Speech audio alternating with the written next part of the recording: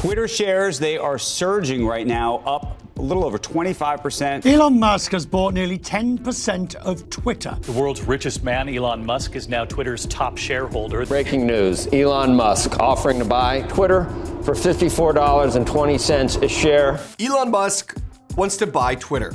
For a paltry $43 billion, the Tesla and SpaceX mega entrepreneur wants to take control of the social media platform. If this purchase were to actually happen, what would that mean for all of the dissenters who have been thrown off the platform for refusing to toe Twitter's obvious progressive orthodoxy? After all, the First Amendment is under attack. This probably isn't news to you by now. It's been under attack every day of our lives because the left's fight for power is all about the erasure of free speech. It's been that way for decades now. They've gone about this a couple different ways. They've invented hate speech, which can never actually be clearly defined. They've united the media in canceling whomever dare state their conservative views out loud. They have to keep them to themselves. And Hollywood has now become a hive mind of celebrities who all speak in the same elitist leftist voice. And almost more importantly, they've hit a gold mine with social media companies. Mega platforms like Twitter and Facebook are now famous for censoring conservative views while boosting progressive ones. And you dare not violate their leftist user guidelines. If you do, you'll be suspended or banned.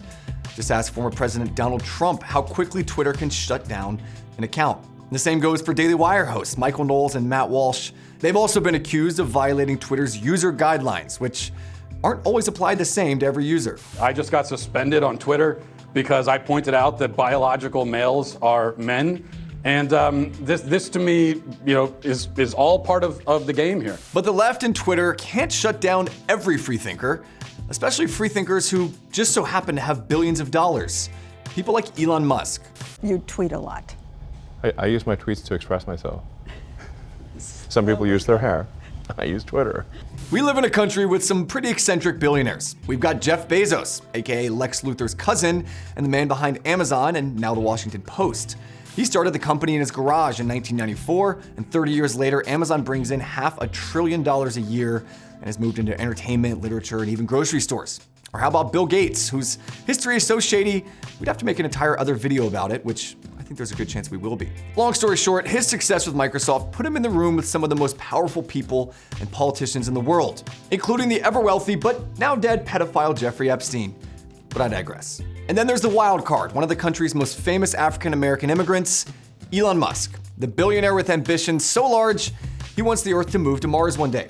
He thinks we'll have at least visited there once by 2030, and he plans to do it with his space company, SpaceX. Obviously, though, it's not just outer space that Elon's putting his money into. He's probably best known for his company Tesla, a pioneer in electric vehicles, yielding hundreds of billions of dollars for the company, and more importantly, rattling the traditional auto market. A decade ago, pretty much no one had even heard of Tesla, and now you're likely to see one at least every time you drive to work. But Musk isn't just famous for his massive business ventures. Compared to the other billionaires on this list, he is completely unpredictable. That's why so many people love him. He's probably the least politically correct person on the internet, and certainly the least politically correct billionaire. He's famous for his Twitter trolls against the media, and more importantly, his constant, incessant trolling of politicians. Some of which have actually landed Tesla in hot water.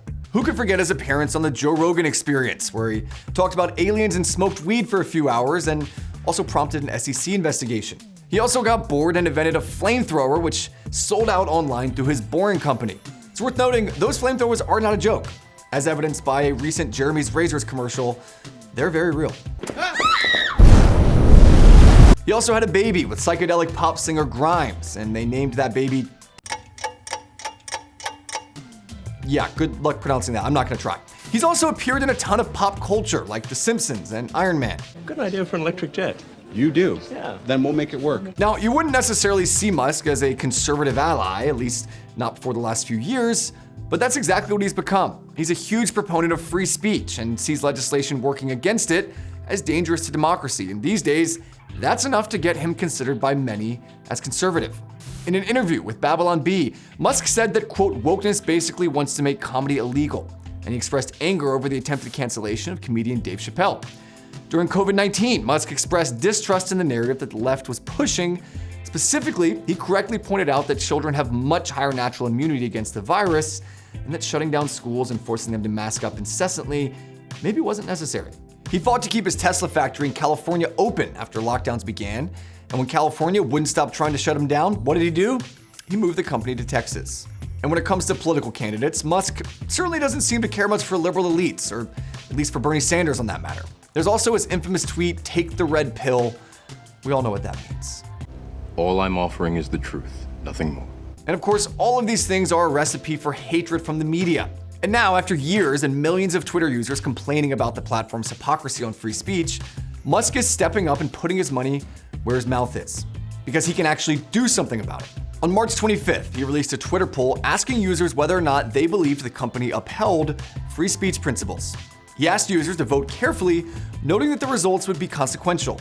Few people knew just how consequential they would be. 2 million people voted, and 70% said that Twitter routinely violated free speech.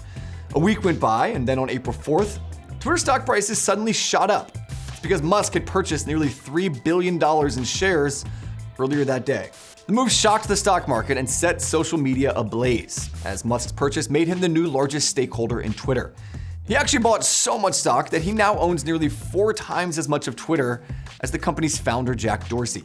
Thanks to that purchase, Musk now has some potentially massive pull over what Twitter does moving forward.